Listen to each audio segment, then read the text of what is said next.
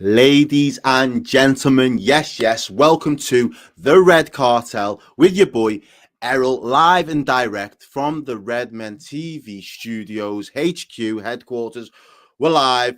We're about to start our takeover. Brace yourselves because I have got a bit of a blockbuster panel tonight. The lads are all waiting. They're due to join at this moment in time. Trying to make sure that we've got, obviously, all the sound things going on in the background. If everybody can hear me, let me know in the comments as well. Nice and early. Thank you very much for that. Thank you for joining us.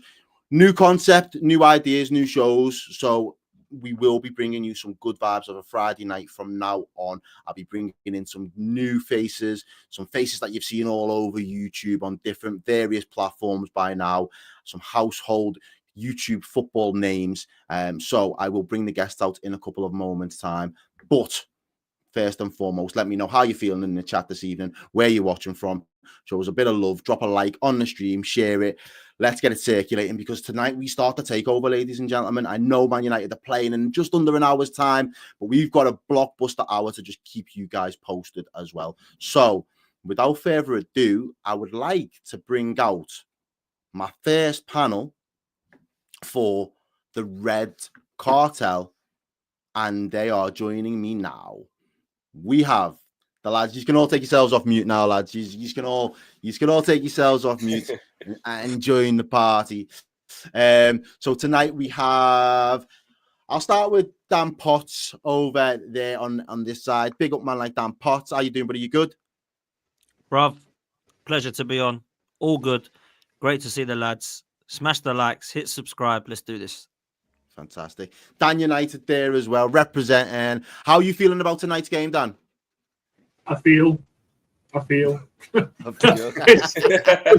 It's just another day in it. It's another Friday for me. Confidence is on the floor, but you know something? It's the FA Cup, and as Tez will probably agree to, and I think a lot of you will agree to, we're a cup team at the moment, so you have to have a little bit of confidence. We'll see what happens. But thanks for having me on. Really looking forward to it. Perfect. No worries. Thank you for joining us, brother. And Teza, man like Teza, I know where you're based, but just let the people know where your allegiances lie, brother. Go on. I'll let you get out the way with. So yeah, thanks for having me on. But as I was alluding to, I am from Liverpool, but I do support Man United.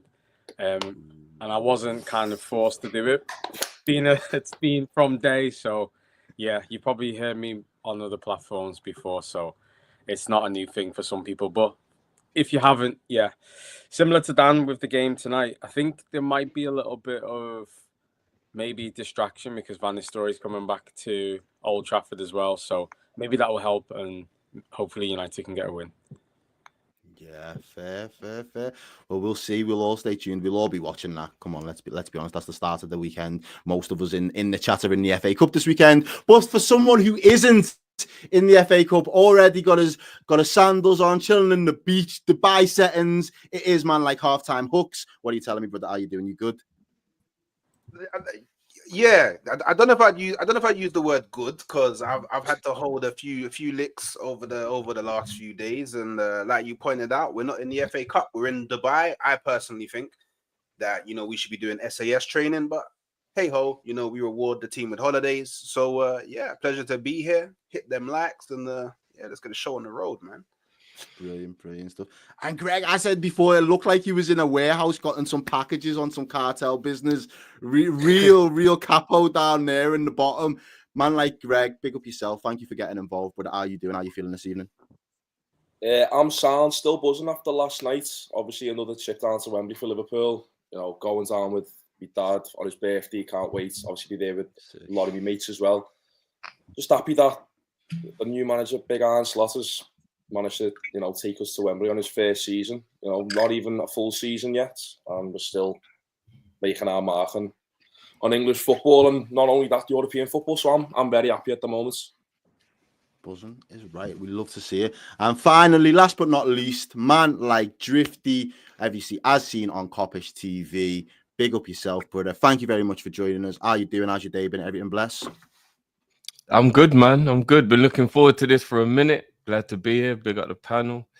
Yeah, apologies for the traffic when it rains. Someone's got to explain to me why there's an extra hour of traffic when it rains. What's the difference? Like, it's crazy. I don't get it. But I'm here, made it.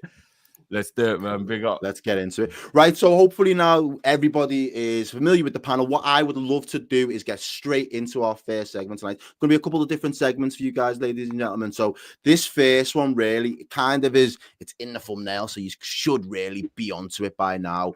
It is the conversation that everybody wants to know. It is Route 1, and it's going straight to the source. When we go straight to the source, as the cartel, I want us as Mandem to kind of try and separate ourselves from the chasing pack. I want us to be able to start eyeing up other players within the Premier League that we should identify that would work well within our team. And considering Isak this week is absolutely lit it up once again, helping his team take Arsenal out of the Carabao Cup in the semi-final, I just thought there's no better place to start, really. He is the striker on everybody's wish list. So I'm going to open this up in general. But before we do, I would like to kind of bring in some stats, if we can, from Alexander Isak this season so far, because he is having an absolutely phenomenal season. I, for one, personally think he is the standout player of the in terms of striker for the Premier League at this moment in time. As we see his stats there, he's got a combined 19 goals already, 5 assists, 20. He's looking like, yeah. And what is his transfer market value? They're saying 75 million euros. I think that's a little bit of a low ball, if I'm being completely honest. He's still only 25. He is actually a 90s baby, which is absolutely crazy. But yeah, he's currently on about £120,000 worth of wages alone. What are we saying, man, then? What are we saying? Which team needs Alexander Isak the most? I'm going to head over to man like halftime Hookz. You've been getting it. You firsthand have received licks from this man this week. So I feels as though you should kind of give us your best pitch as to why Arsenal need them above all of the other cartel brethren. But there's no one else in the world that needs Isak over Arsenal. Arsenal literally need a striker. Like, it's been clear as day for like the last 5 years, and we was even linked to him. I remember when he was in London and all the Arsenal fans were tracking his car and his number. Like, nobody needs Isak more than Arsenal. Obviously, we're depleted at the moment in the forward line.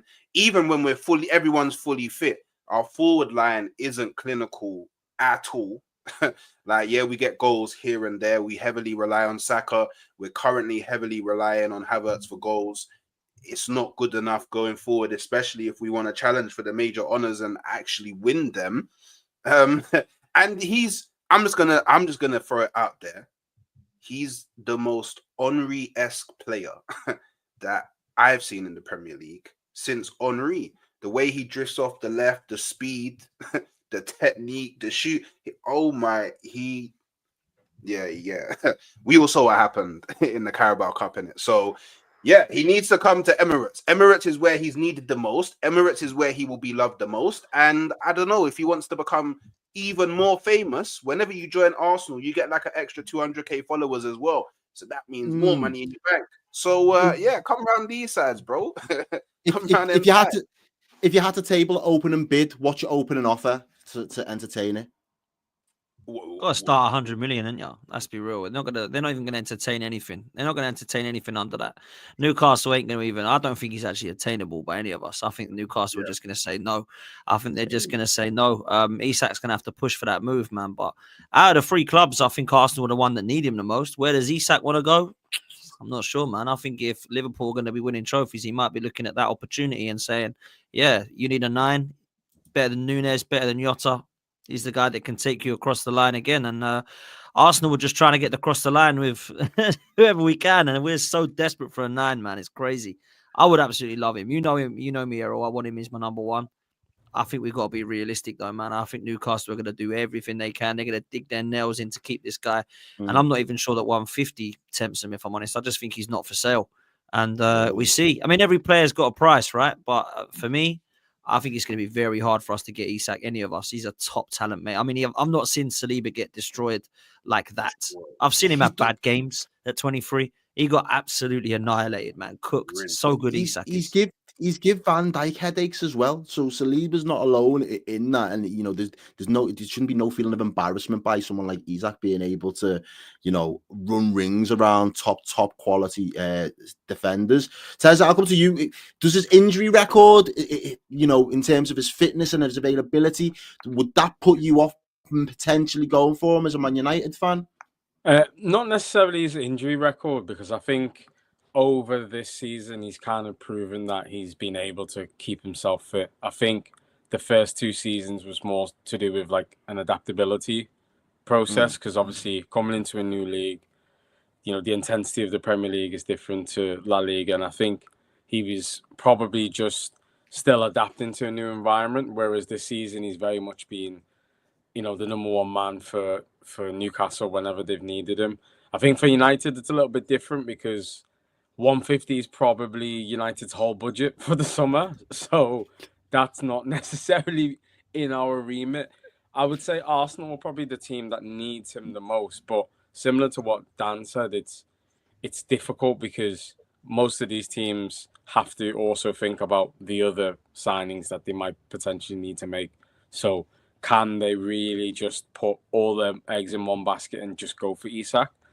Probably the only team that can do that is Arsenal, because I feel like their squad is more or less kind of thereabouts within kind of the depth and the range of the different players that they need to bring in. I think they've got some talented youngsters they can just fill in other positions, whereas for United, I'd say we need 5-6 players.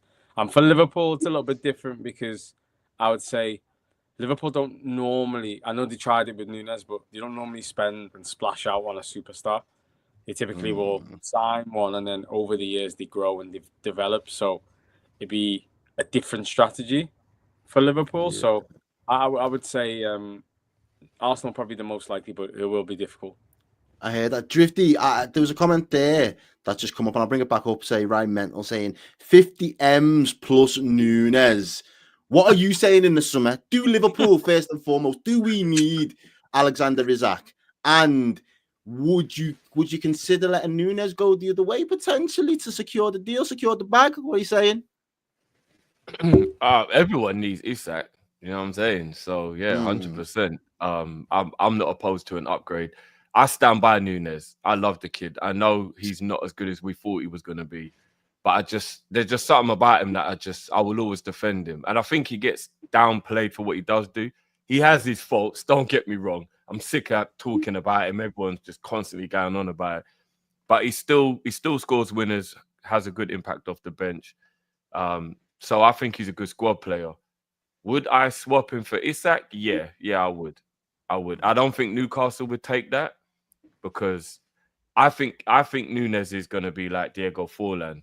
Not just because he's Uruguayan. I think he'll go back to one of the other continent teams, like leagues like Spain, Italy, maybe back to Portugal, and he'll bang 100%. Premier League just ain't suited to him, and maybe especially Liverpool ain't suited to him. Forlan looked like horse poo when he was in England. He's one of the best strikers of his generation. But he just weren't suited to the Premier League. Go and look at him in Spain in international duty. Forlan was an absolute killer. He just weren't suited to Premier League football. I think Nunes falls in that category. So would I take Isak? 100%. Does he take us to the next level? Is he transformative enough for us in that sense, in terms of that forward line? Because I kind of like what Potts was saying before there. Jota's injury record now, it's got to the point where the best availability is being available. The best trait is the availability. If you're there consistently, it's great. The last 2 seasons, Jota has really struggled to get that run of games due to his fitness. And every time we start to get him back, his body breaks down or gives up on him. Obviously, Nunes is a little bit indifferent, and I get the frustrations. I'm a bit like you, Drifty. I rate him, I like him, and I'll always defend him. But he does some of the indefensible things at times as well. But I'm just thinking, if we want to have a permanent guy right down through the middle that's going to give us that quality game in, game out, does Isak take us to that next level, and then can we kind of get rid of the others to kind of complement it? I don't know if you can't answer that. Maybe Greg, is there anything you can give me as a Liverpool fan? But the funny thing is, bro, sorry, Greg, sorry. The funny thing is, just quickly, what you're saying, the irony is, me and the boys at Coppish have been arguing about this a lot in the last couple of days, because I don't know what you guys think, Greg and Errol, but I personally believe that the way we play, and Slots even said himself, he wants a facilitator. That came out of his own mouth. Now, that's not to say he doesn't want a clinical forward who would take the chances, but he wants a facilitator. That tells me he wants somebody similar to what Klopp had with Bobby, but maybe just a little bit better in front of goal than Bobby was. Now, if we go and buy an out-and-out forward, like a Gokka is, for example, that totally changes the way we play. That means Cody and Salah suffer. And right now, don't make those suffer. Both are on 20+ GA. Our system is for the wingers to thrive, right? That's the way we're playing. Can Isak come in and facilitate and get goals as well? That's the argument I've been having with the boys, because I think if you're going to feed Isak to get the best out of him, you might have to change the way we play.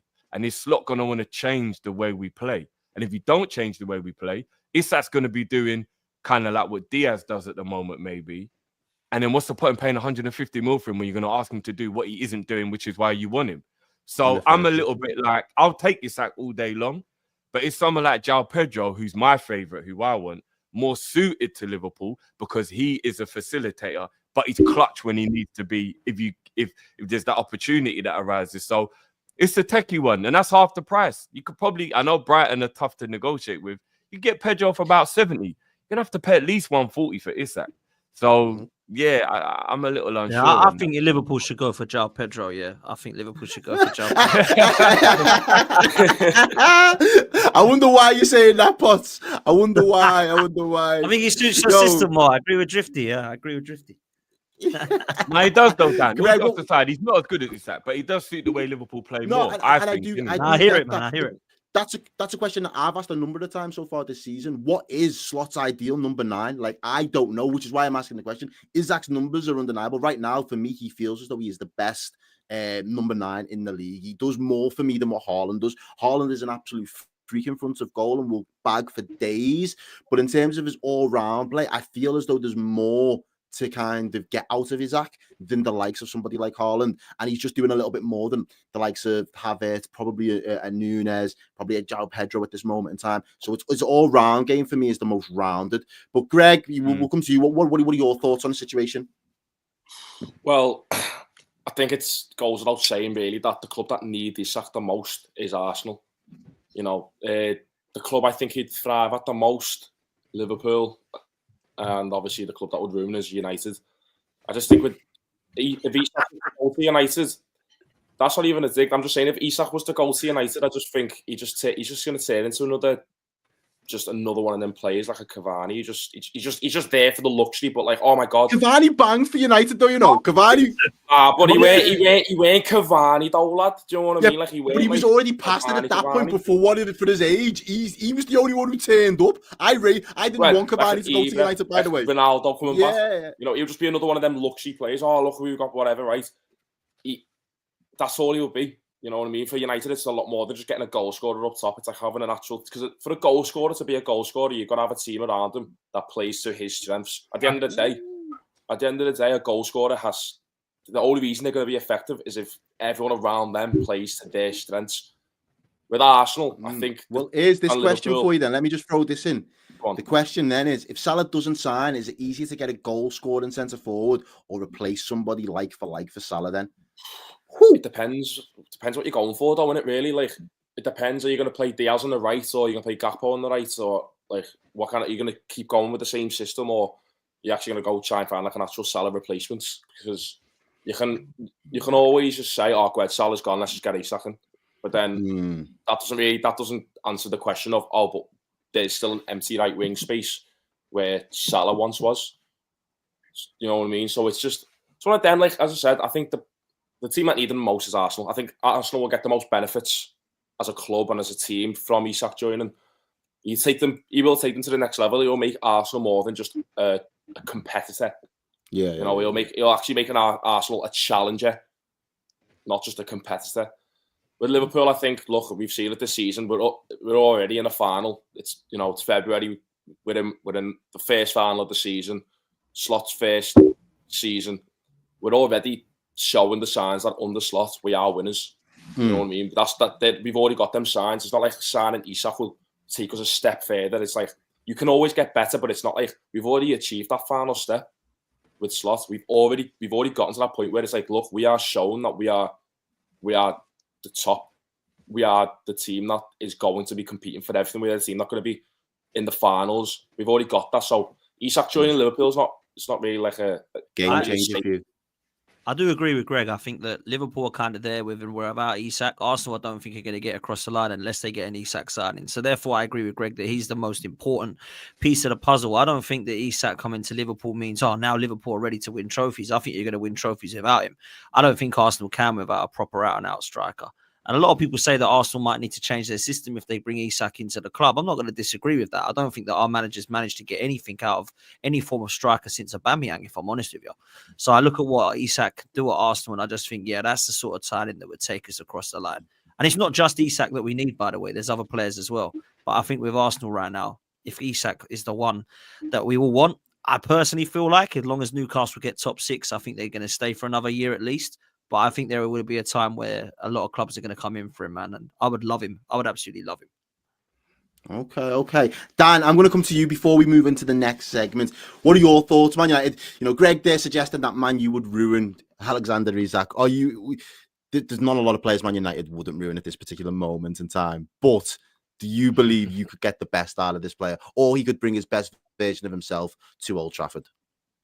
Hey, I think if we brought him to us, we'd injure him within weeks and he'd be out for the season. We do this with players. We bring these players with such promise and then they're off out for 5-6 months. So the stat for me that makes me smile is, and Greg, I absolutely back what you say. You have to have the players around you to be able to get the opportunities for these boys to score goals. Our 2 strikers combined in the Prem have got 5 goals. Isak's got 17. So, we need him. Of course we need him. But I think the money that it would cost, as Tez said, I think we'd have to spend that other areas of the squad. There are other areas that are far more important. I know we're not scoring goals at the moment, but equally we look lost across the pitch. So would I take Isak? Of course. My God, I'd drive there now and kidnap him. But I think the needs of the club, I think Manchester United as well, let's not forget, since Ineos have come in, they obviously got their fingers burnt in the summer with the transfer window that was horrendous, really, when you look at the money that we spent. They're not going to be looking at signing these players for 100 million, an absolute minimum. They're going to be looking at these players, I think, that they bring in through scouting and try and push through and develop themselves. So I think Arsenal's the clear one here. But the thing for me is, would he want to go to Arsenal? Well, I'm not sure. Like players like Isak, they know they've got suitors, and you normally get these little tidbits from them that released 3 different places that they'd be open to it. I don't see it. I think he loves it at Newcastle. We're talking like he wants to go and do this, that, and the other. But I think he believes in the project at Newcastle. Liverpool, I completely agree with what you're saying. The only thing I would say is the money that you're potentially going to be offering Salah to stay at the age he is. I wonder whether it would be better money bringing him in. You're going to have him for 5, 6, 7 years.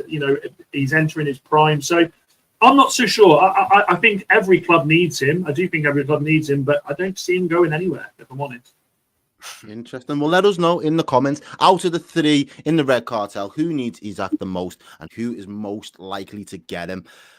That was interesting for me. I'm kind of down the middle. I don't want to see us change what we're doing too much just to facilitate one Donny up top.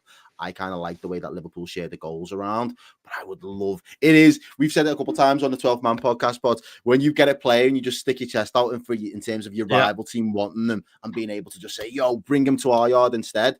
There's something about that for me. If Liverpool had that, it'd be great, but there's no guarantees because of obviously the money and the contracts and all the things that come with it, which does segue me nicely into our next segment of the show tonight, ladies and gentlemen. This part for me, I hope this is going to be a good bit of fun. It's going to be called the Cartel Kidnap. Now, what we're doing when we're kidnapping as a cartel, we are going to take out one of the hierarchies, hypothetically speaking, of course.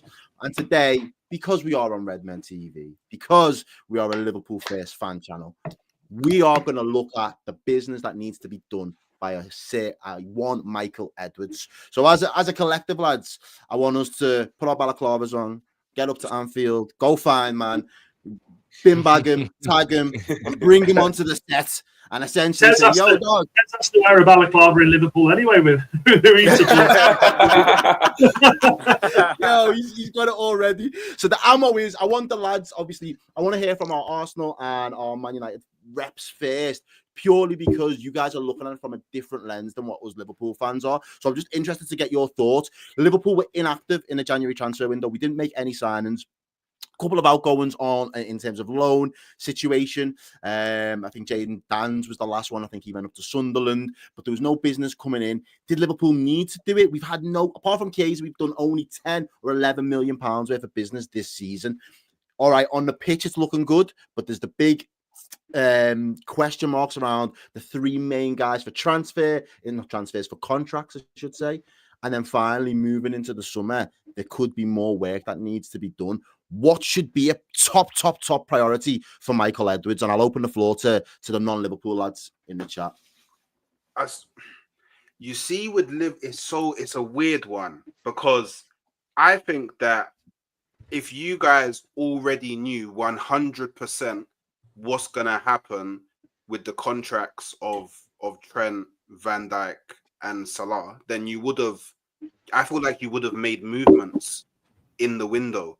But I feel like because it's still up in the air, you don't want to commit. Because let's just say, for example, because you probably could have done it. Yeah, imagine you was cheeky and you went, okay, look, Newcastle, 125 mil. Let's have a conversation about Isak in January. Yeah, say you do that, but then you sign up Salah to a new deal. Yeah, you're spending so much on wages that in the long term, if you don't win things and continue to go, it's going to have a negative impact on you in the long run. And then you're going to have to get rid of loads of players and you'll just be left in a position where you're worse off.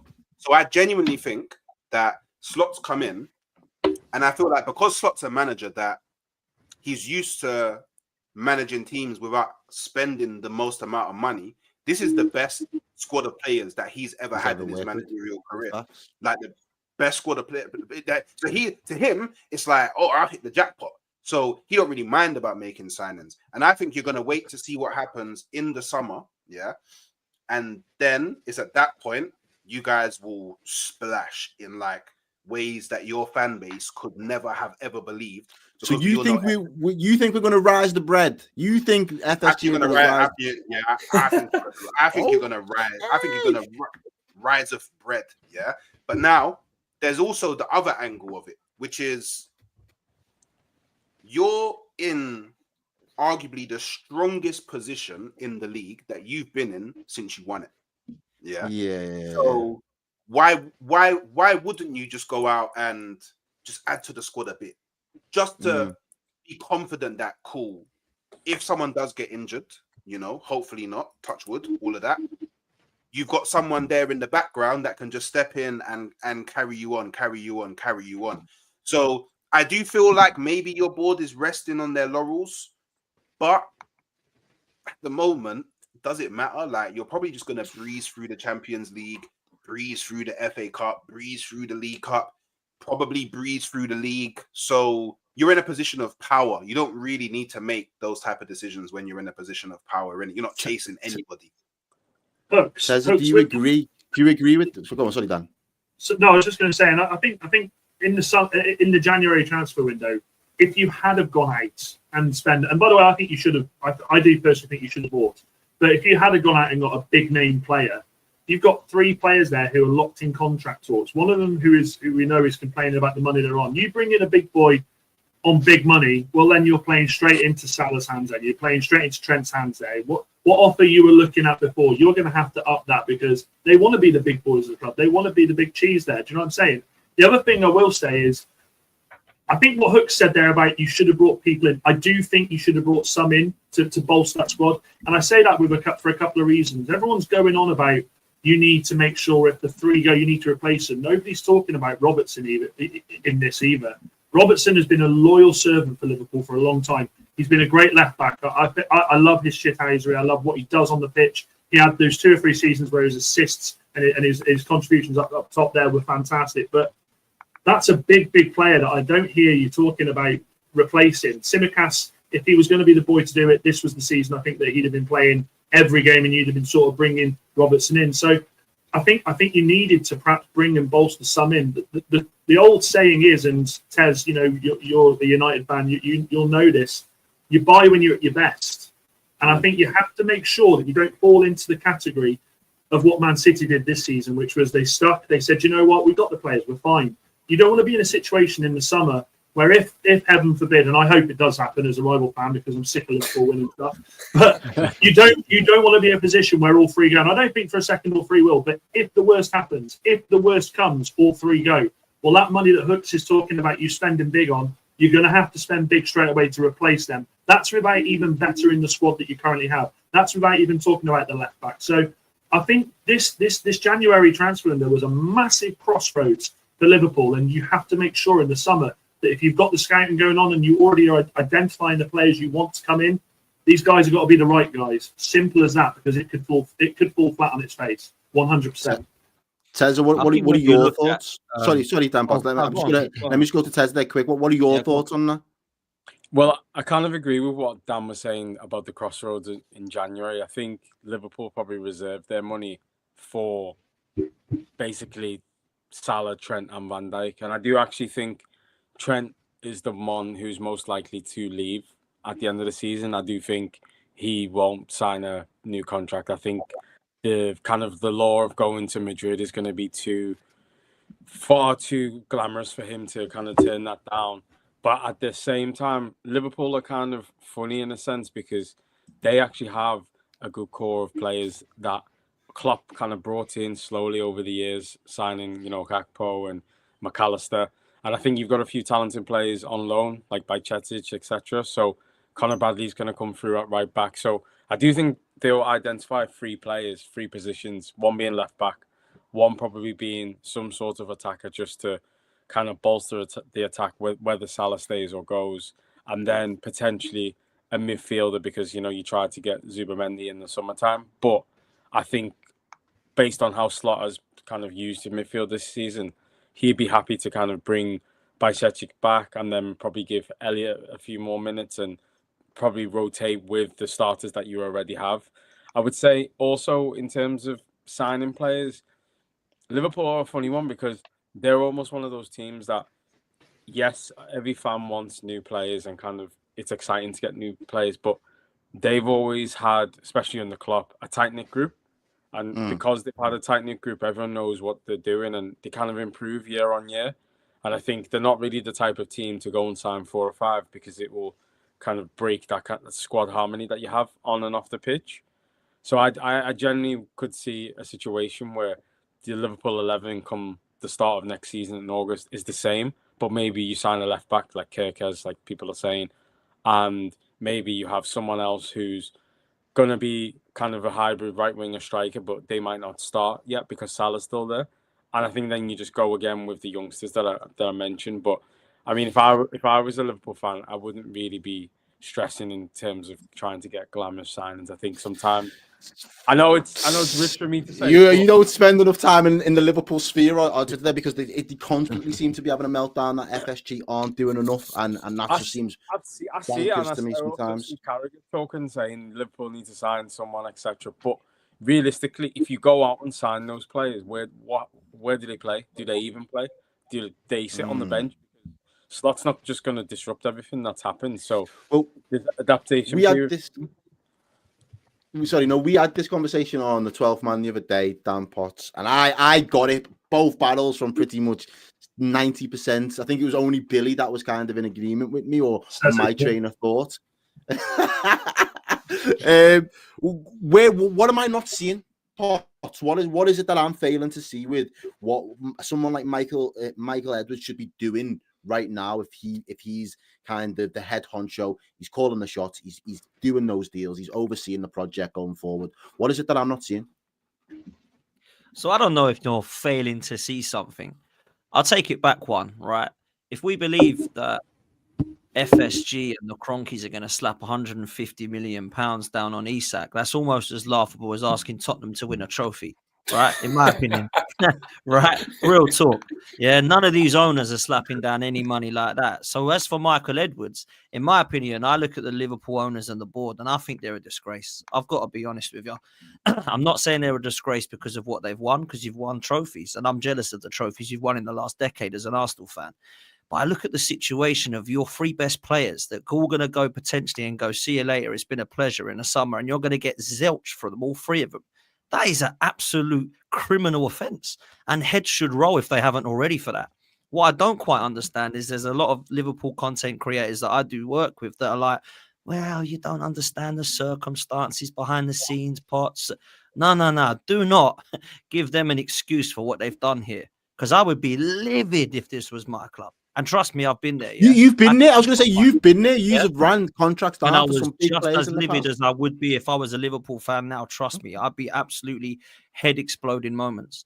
These three players are elite footballers. It's not like you're losing a couple of half decent players here. If you take Salah, Van Dijk and Trent out of your side, trust me, you'll see it. Trust me. Yeah. So you're allowing the three of them. Potentially they all stay. So I could be talking absolute madness, right? Nothing to worry about. They're all going to sign. But for me, if any of those go, it's an absolute L to walk out for nothing. Yeah. So where I'm at is disgraceful as far as I'm concerned. As for the last two transfer windows, I think they're as disgraceful, if I'm honest. Now, you can be in a position of saying, yeah, you can be in a position to say, what do you mean it's a disgrace? Look at us. Have you not seen us? We're going to win everything this year. Cool. And you know what? For your sakes, I hope you do. Because if you don't, it's so risky and arrogant from your board and ownership to say we're all good. We don't need anything else. Because Chiesa's come in the last two windows and that's it. Really? That's not showing signs of an elite football club, in my opinion, that's serious. If you was to go and get cover, maybe you don't need loads of players. I'm not saying you do, to be fair. I'm not, and that's what's even more frustrating, I think, as a Liverpool, if I was a Liverpool fan, is that I'm not saying that you need to go and buy 8 or 9 players here. I'm saying make sure you go and have the situation of Saka's gone down. What do we do? Nothing. What happens if Salah goes down? What happens if Van Dijk goes down? What happens if there's no Trent? What happens if Gravenberch does go down? What have you got there? And I think that Liverpool have been quite arrogant, in my opinion, to go, yeah, we're cool with what we've got. Make sure you win stuff then, if you're going to have that attitude, because don't not win something now, because that would be absolute disastrous, in my opinion. Now, look, I think you will win stuff. I guarantee you're going to win trophies this season, right? But I think it's very risky. And I look at the board and the ownership, and I can't believe that some of the Liverpool fans are like, yeah, we think they're great. I think FSG are mad. If I'm honest with you, I think the ownership is crazy. And the board is even more. I don't know who's decided on this, not to give these free contracts, but they need to be sacked and moved out of the club if that was me. Now, look, I'm speaking from the heart because I've seen this before, Errol. And look, as an Arsenal fan, I hope all three leave and I hope you're in the mud. Right? That's what I hope. But I'm just talking from real talk that if that was my club, I'd be absolutely ranting and raving about it. But the Liverpool fans are like, yeah, well, you know, it happens. If they walk, we'll go again. Man, these are three elite players, man.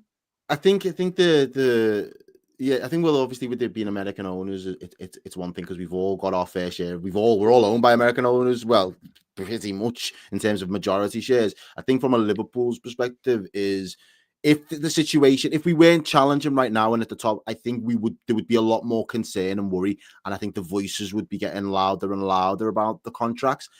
And personally, because I think we're in a good, healthy position, I feel there's a sense of it will all take care of itself, is all provided that there's trophies and there's a big parade come the end of the season. I will now hand over to the Liverpool lads to kind of weigh in on this. You've heard everybody else's thoughts, boys. What are your thoughts? What should we be telling Michael Edwards come the summer? Look, when he came back, I had a lot of arguments with a lot of Liverpool fans because Kanye West said it best: not one man should have all that power. And I didn't like the way Edwards was like, right, I ain't coming back unless you give me the bag and I can do whatever I want. And we did. We said it. And what's he come back and done? Okay, he put Hughes in charge, who hides Slot. I'll never say anything bad about that because Slot is the man. And I think within the next 18 months, unless Guardiola brings himself back up, Slot will be the one that's looked at as the best manager in the league. Not overall, because Guardiola's a GOAT, but you know what I mean. So I'm happy about that. We've got Slot. But this is the same conversation we had when they hired Klopp, right? It was like we kept on giving them a blight on what they weren't doing because everyone would go, oh, but it was them who hired Klopp, and Klopp's the reason why we're winning. They lean on the expertise of the manager way too much, bro. And they under Klopp, it was crazy. No wonder the man was tired. Do you know what I'm saying? I was exhausted thinking about what he had to do. Never mind being the one who had to do it. Doing it. 9 years. Yeah, I'm surprised facts. he lasted that long. We Facts. won in spite of FSG, not because of FSG. Klopp pulled. Do you really believe that? Do you really believe that, though, Drift? Because there was 100%. times, and again, not again.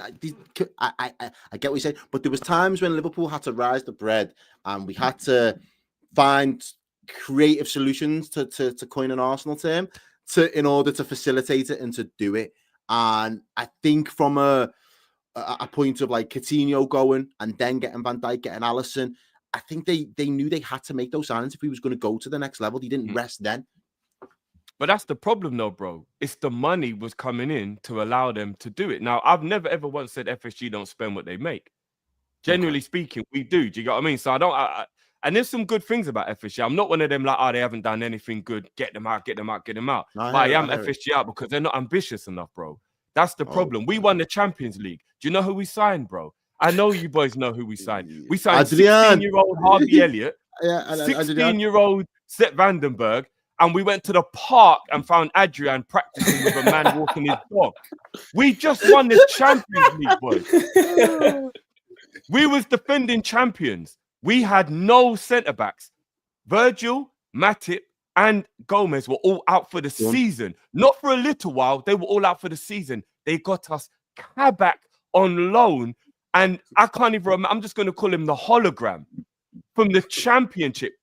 Are you going to be able to defend your... We were top at Christmas.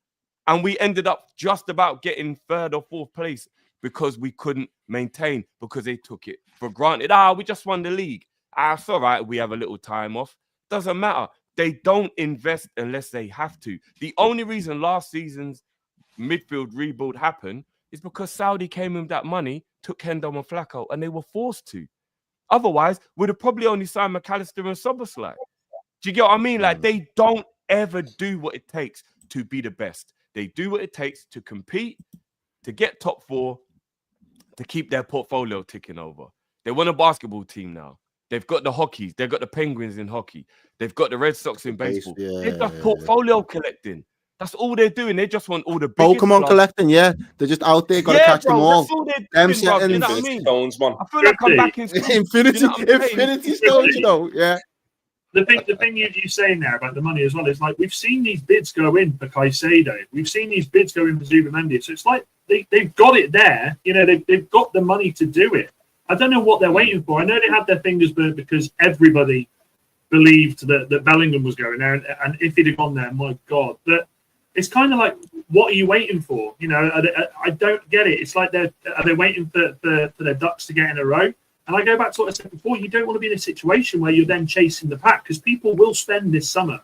People will spend. You know, PSR will be completely reset, and there are going to be teams that are going to go out there and they're going to spend big bags. Now, City have already started. Right. You know, so you don't want to be falling behind. You've had such a great season. You don't want to be in 2 or 3 seasons going, remember when we had that really good season and then we did nothing? Yeah. We did nothing. Yeah, and we fell straight back into just the top 4 side again. So I think there's loads of work needs doing there, and I think there's loads of questions that need to be asked to the ownership. And I actually completely understand why Liverpool fans are angry at the moment. Greg, the money's there, man. Big money's facts, there, bro. Big facts. 115 for Caicedo you had, man. Where's that gone? Go spend it, man. I think that was a PR stunt. I don't know about Greg and Errol. I think that was a PR. I think we knew he was going Chelsea and we just wanted to look good. Oh, look, we tried. We tried. Oh, man, we've been there, Drift. Trust me, I understand that, bro. That's what we did in the summer, in the winter. Me personally, I think Watkins was a PR stunt. 100%. Of course it was, bro. Of course it was, bro.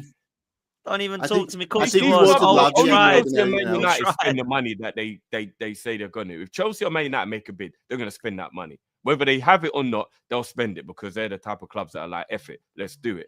But Arsenal and Liverpool, they're very similar. We're cut from the same cloth.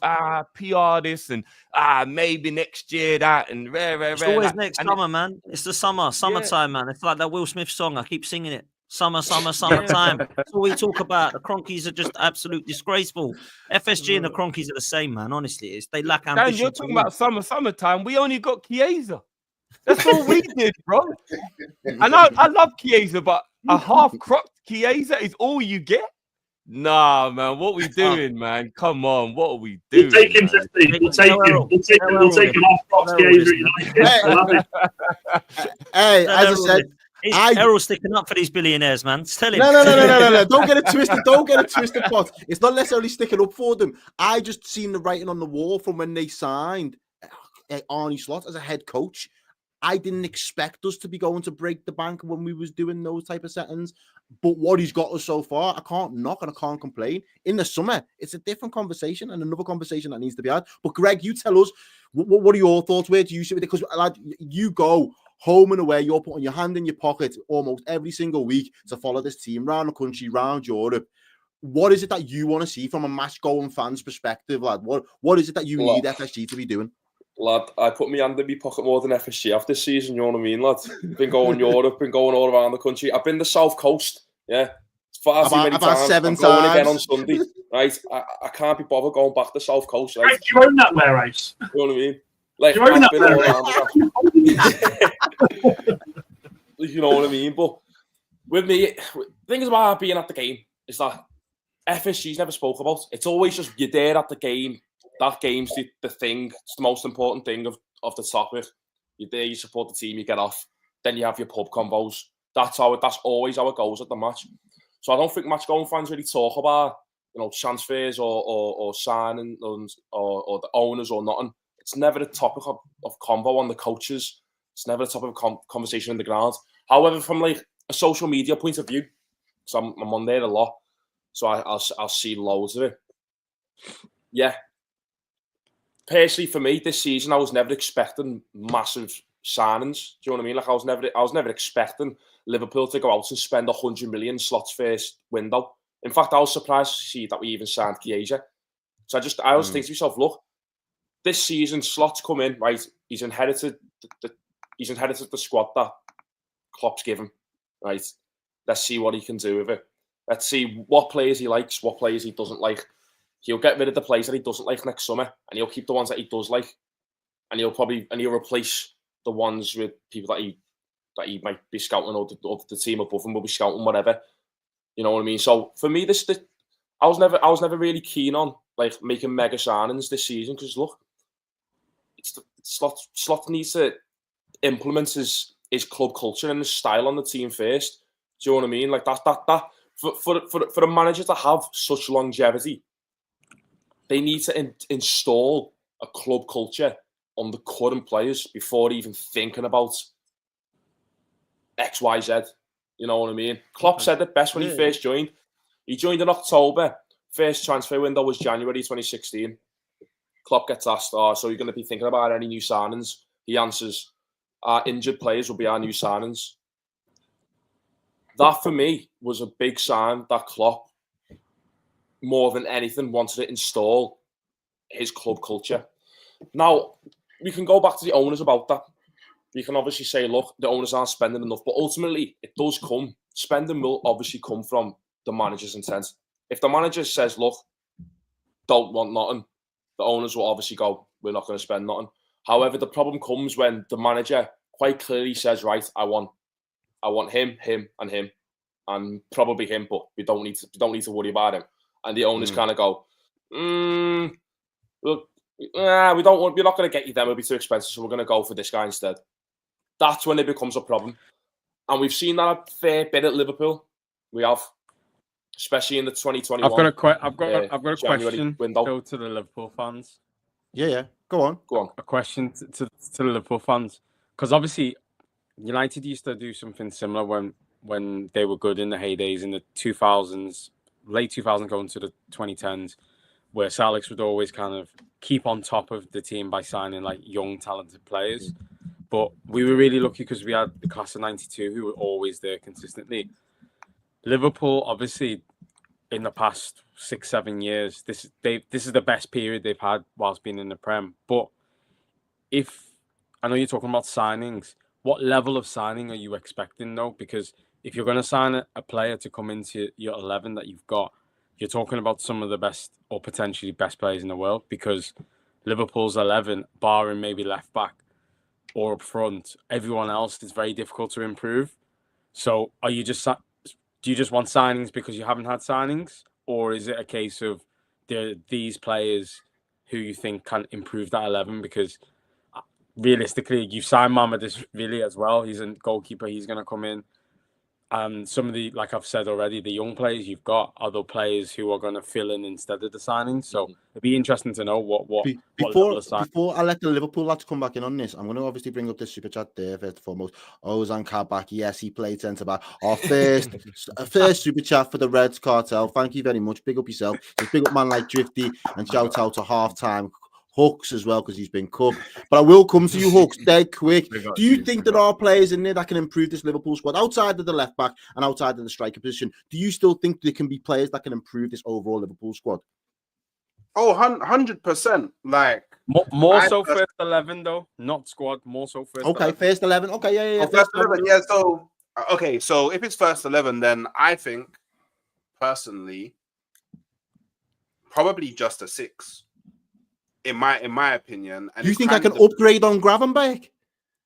I personally think that you found out that Gravenberch can play there really well, but I do still think that naturally he's a better rate. Like objection. I'm not. Go on, you know what? I'll give it to you. For the first show, you've been very civilized. But do not get fooled. I know these men in real life. They're very nice and polite right now. And over the course of the next couple of weeks, they will start to show their true colours, ladies and gentlemen.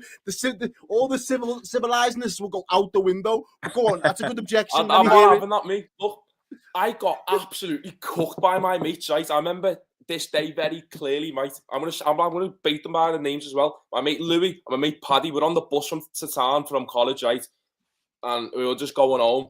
And I say to them, this was last season, you know what I mean? So the 23-24 season, I go to them, look, I'll be honest, boys, I don't like what Klopp does with Gravenberch. I'd rather him play as a 6. And they both called me a mink. They were saying I was chatting shit. And this season has proven, right, that I should realistically be Arne Slot's assistant manager. I've seen it from the minute Gravenberch started playing. He's always been a 6. He's always he's. Do you think there's better out there? Do you think there's better out there then? Oh no, right? No, definitely not. No. But the caveat, Greg, is in the pivot though. If you're playing a 3 midfield and he's on his own, then it's not so much. In the pivot, he's a 6. I 100% agree with you. If you're playing a 3 in midfield and you've only got 1, like how we used to under Klopp, he's got to be the 8. I don't think he's got the overall defensive game to be on his own playing 6. But you know how I counter that? Like what Flacco used to. Let's go back to the game yesterday against Tottenham. Okay, obviously Tottenham, we all know they are proper donkey. Like, they're shite. But let's look at the midfield that we played. So we had Curtis Jones, Szoboszlai and Gravenberch, right?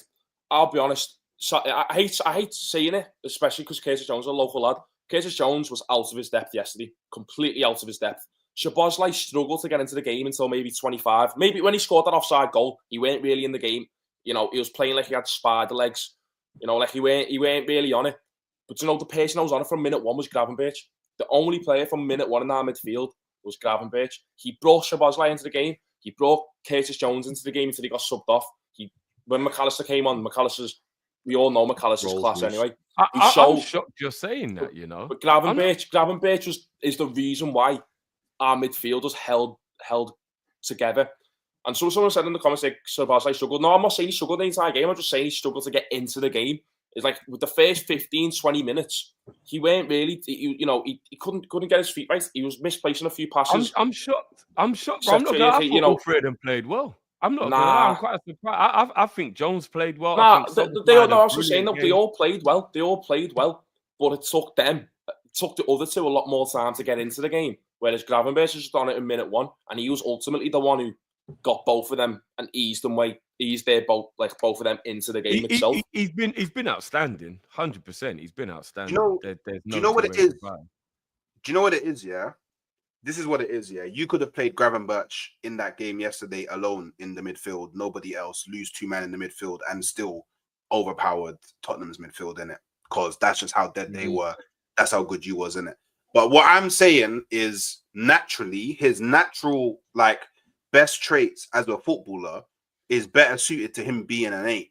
And I think that you need like a destroyer 6, like a Ederson. But Slot doesn't want to destroy. We was meant to have been offered Ugarte at the start of the season, and Slot turned him down because he wants more of a progressive 6. Ugate's not good enough on the ball, Errol. That's what he said. He doesn't want someone to just be in there to just crunch. Is there a better destroyer? Who's the destroyer? You need I feel like Ederson can do a bit of both. Do you know what I mean? Like, I feel like if you just Atalanta's Ederson. Yeah, Atalanta's Ederson. Yeah. I feel like Ederson is like, I'm surprised you guys didn't go in for him in January, innit? Like, to me, if you just have Ederson there, you got to think you then have Gravenberch, who is really good at progressing with the ball, and he like engine up and down the pitch. I think he's better suited to playing box to box, personally, in my opinion. That's what I think. Kind of like a Declan Rice, how Arteta's trying to use him, but obviously Gravenberch is more technically gifted, isn't it? No, I can't understand that thinking, because I remember City away last season. I remember the 1-1. We struggled in the first half, completely outplayed. Absolutely, I was one of the ones thinking to myself. Obviously, Gravenberch was a new signing then, but I was saying to the lads in the ground, we got there, I was like, why is Gravenberch not starting? People saying, oh yeah, but look, he's new. He's not, not up to them big games yet. Get him off the bench. Jones has played these big games before, whatever. McAllister starting the Shabazz, like, we're playing so good at the time anyway. I was thinking, oh, come on, like, surely you play Gravenberch, and you know what I mean? He's just a powerhouse, isn't he? Obviously, we struggled first half until Gravenberch came on. He was the reason we scored. He's got the ball, as you said, box to box. He's got the ball from our box. He's ran the entire length of the pitch. And, he's played the ball a few times. The ball's gotten to Salah's been the centre bottom corner, whatever. But that goal ultimately started from Gravenberch. So I do get what you're saying with that. Like, and I do agree.